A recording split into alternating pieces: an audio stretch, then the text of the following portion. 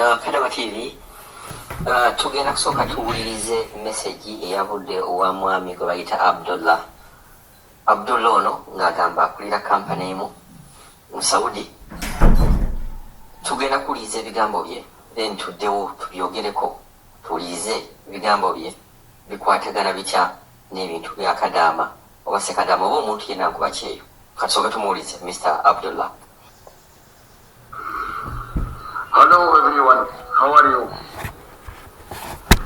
My name is Mr. Abdullah Daja. I am manager from office Jeddah, Turkey. Some girl send message with employer to office with she want to change house. When I asked this housemaid, he said have problem. When I look what is the problem, I see is very little problem. So I need all housemaid respect family. This is number one. I need all housemaid respect contract. Now I cannot find another house for any girl when come to my office. Any girl must be respect family, respect contract, patient. She leave country is Uganda, come to Saudi Arabia to work. Must be more patient, must be respect, must be keep this family is good. I need all girl in this group confirm and said, yes sir, I respect contract, I respect family, I will be good in this family. I don't like. Some girl call me, I don't have food, I need change house. I don't have Wi-Fi, I need a change house. You come from Uganda to work, not to eat. You come from Uganda to work, not to use Wi-Fi.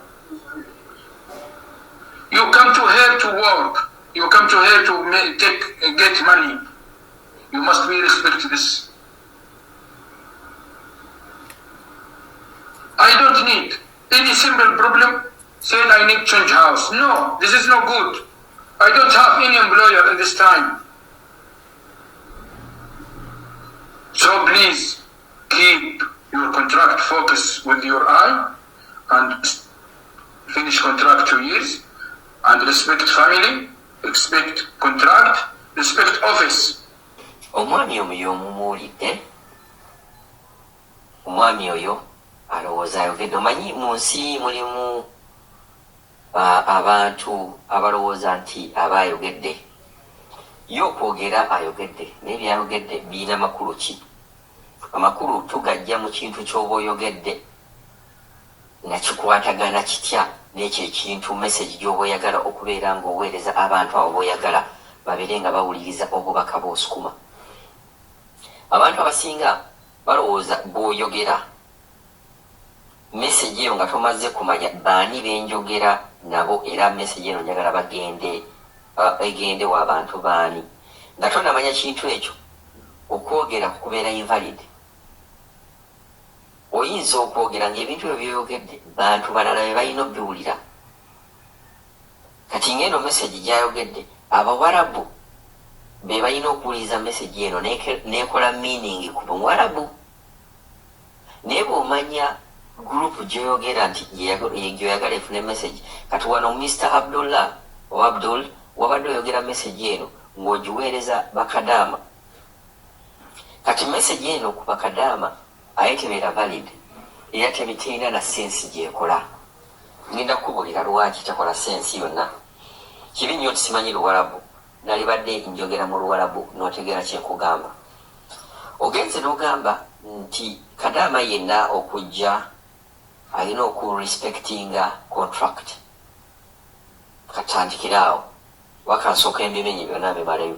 Alina okurespectinga contract, alina okurespectinga family, alina okumanya nti bwajja okukola tajja kulya. Excuse me. N'ogamba nti bwajja okukola amanye nti teyajja kulya, yajja kukola. ndowooza ebyo bimaze nze kantandikiraawo. Kadaama bw'aba yazze alina okurespectinga contract. Tuddeko emabega Mr. Abdullah. Mu bantu abakyasinze obutarespectinga contract be Bawarabu. Eno message eno wali badde ogitandinga n'ebeera nga y'Abawarabu. Be batarespectinga contract be bantu abasayininga ne contract nga nekye basayininga tebakitegeera kubanga oluzungu tebalumanyi.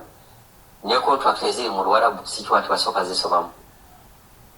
Nsonga lwaki contract eyo egamba Kadaama anaaweebwanga basic needs, ebintu ebitandikirwako omwe muli sabbuuni, Colgate, pads, sukaali, munnyo, ebintu otu byonna byonna ebintu ebitandikirwako era bw'anaalowalanga gwojja okubeera ng'omujjanjaba boosi we.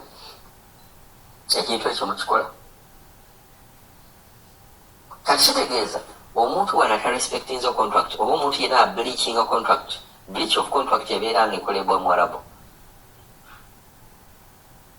Batono nnyo Abarabu b'osanga nga Kadaama bw'alwala yamujjanjaba nga yamuwa n'ebintu ebikozesebwa.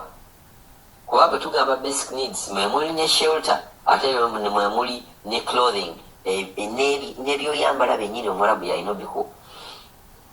Nnyo Abarabu babikola.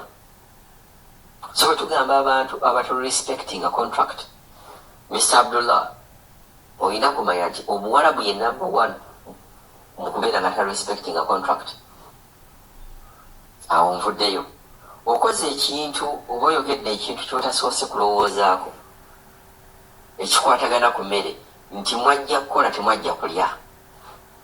Wali olabyeyo emmotoka yo neetambula nga terina mafuta? Gwe Mr. Abdullah osobola okuva ewakaawo n'ogenda mu ofiisi nga tolidde breakfast? Osobola okumala olunaku nga tolidde? Kuba ne bw'ogamba Ramadhan ate oyungawo ssaawa emu n'olya emmere ya nnaku 3. Kugamba bw'ombeeranga oba Mr. Abdullah wayatandise okwogera ekintu kiro naye nga tosoose kulowooza ku kintu ky'oyogerako. Tosobola kugamba nti mwajja kukola temwajja kulya. Eyo statement oyina kugamba oyina okusooka n'ogirowoozaako ddala kiki nabadde njogera. Kadaama yenna okukola mu nnyumba y'Omuwarabu oba omuntu yenna okukola oyina okulya. Okulya ge mafuta g'omubiri. Nga buno ogamba emmotoka oba yagiteekamu mafuta n'etambula. Kati okulya kuno ge mafuta g'omubiri. Kye kintu ekigenda okutambuza Kadaama oyo abeere ng'akola. Era nsuubira message eyo bwe tunaaba nga tugamba nti wajja gimalayo nkimanyi olina n'okuba nga wagambye towajja kulwalira eno wajja kukola. Nensooka nembuuza gwe Mr. Abdullah tolwala? Bw'oba olwala manya ne Kadaama alwala kuba mulina omusaayi gwe gumu, buli muntu naye muntu. Bw'oba olya emmere naye alina okulya emmere. Bw'oba oyagala respect ne Kadaama naye muwe respect. Kubanga bagamba omulimu gwa Kadaama gwe totuyamba naffe ne tukuyamba. It's a 50-50 win-win situation. Ompa ssente zo nenkukolera nembeera happy, naawe nenkuwa service nenkukolera mu nnyumba yo ekintu kyotasobola kukola kuba muli banafu temusobola kukola mirimu egyo. Kati sa 50-50 oba win-win situation. Mpa ssente nkukolere respectinga respectinga. Tolowooza nti ojja kuva eri Kadaama obeere nga tomurespectinga, omuvuma, omuyisaamu amaaso. Lowooza naye ajja kuwa respect. Ekyo tekiriwo. Hello everyone, how are you? My name is Mr. Abdullah Dajam. I am manager from office Jeddah, Turkey. Some there send message with employer to office with she want to change house. When I asked this housemaid, he said, I have problem. When I look what is the problem, I see it's very little problem. So I need all housemaid respect family. This is number one. I need all housemaid respect contract. Now I cannot find another house for any girl when come to my office. Any girl must be respect family, respect contract, patient. She leave country is Uganda, come to Saudi Arabia to work. Must be more patient, must be respect, must be keep this family is good.